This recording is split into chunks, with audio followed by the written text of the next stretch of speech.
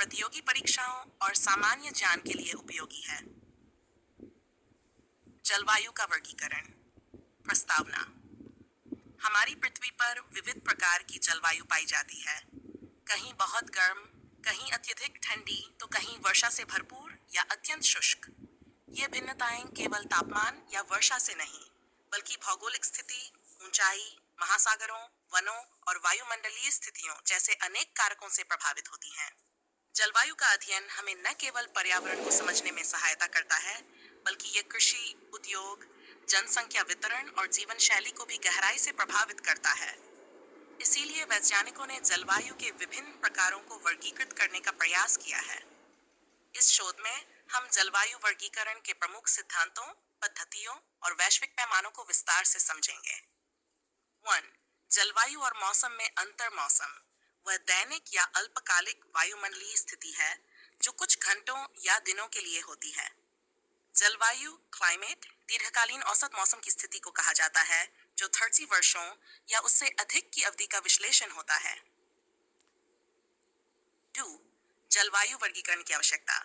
जलवायु वर्गीकरण का मुख्य उद्देश्य पृथ्वी की विविध जलवायु परिस्थितियों को समझना और उनका वैज्ञानिक आधार पर विभाजन करना है, ताकि फसलों की उपयुक्तता का निर्धारण हो सके, प्राकृतिक आपदाओं के खतरे को समझा जा सके, पर्यावरणीय और पारिस्थितिकी योजना बनाई जा सके, मानव बस्तियों की योजना की जा सके। जलवायु वर्गीकरण के आधार। जलवायु वर्गीकरण निम्नलिखित आधारों पर किया जा सकता है। 1. तापमान, वर्षा प्रेसिपिटेशन, वायुमंडलीय दाब। 4. पवनों की दिशा। 5. समुद्र निकटता और धाराएं, ओशन करंट्स। 6. वनस्पति प्रकार। माना 4. प्रमुख जलवायु वर्गीकरण प्रणालियां। कोपेन का वर्गीकरण, कपेन क्लाइमेट क्लासिफिकेशन। यह सबसे अधिक प्रचलित वैज्ञानिक प्रणाली है, जिसे जर्मन वैज्ञानिक व्लादिमीर कोपेन ने 1900 में प्रस्तुत किया। इसमें 5 मुख्य जलवायु वर्ग और 30 उपवर्ग होते हैं। कोपेन के मुख्य वर्ग, वर्ग प्रकार, संकेत, उदाहरण। ए उष्णकटिबंधीय वर्षा जलवायु FMAW इंडोनेशिया भारत। बी शुष्क जलवायु BWBS सहारा राजस्थान। सी समशीतोष्ण जलवायु यूरोप चीन। डी महाद्वीपीय जलवायु DFA-DFB रूस कनाडा। ई ध्रुवीय जलवायु ET अंटार्कटिका। कोपेन वर्गीकरण की विशेषताएं। तापमान और वर्षा के आधार पर स्पष्ट अक्षांशीय वितरण, वनस्पति पैटर्न से मेल। बी थॉर्नथवेट वर्गीकरण, अमेरिकी जलवायु वैज्ञानिक CW। थॉर्नथवेट ने इस प्रणाली को 1948 में विकसित किया। यह वर्गीकरण जल संतुलन, वाष्पीकरण और वर्षा की तुलना के आधार पर है। पारिस्थितिक जलवायु को बेहतर समझाता है, कृषि और जल प्रबंधन के लिए उपयुक्त। सी त्रिवार्था वर्गीकरण, ये कोपेन प्रणाली का परिष्कृत रूप है, जो अधिक व्यावहारिक वर्गों के साथ मौसम और जलवायु का संबंध स्थापित करता है। डी भारतीय जलवायु वर्गीकरण, इंडियन क्लाइमेट क्लासिफिकेशन। भारतीय संदर्भ में मानसून आधारित वर्गीकरण अधिक उपयुक्त होता है। भारत में आमतौर पर 4 प्रमुख मौसम माने जाते हैं। 1. ग्रीष्म ऋतु मार्च से मई। 2. वर्षा ऋतु जून से सितंबर। शरद ऋतु शरद काल अक्टूबर से नवंबर। शीत ऋतु दिसंबर से फरवरी।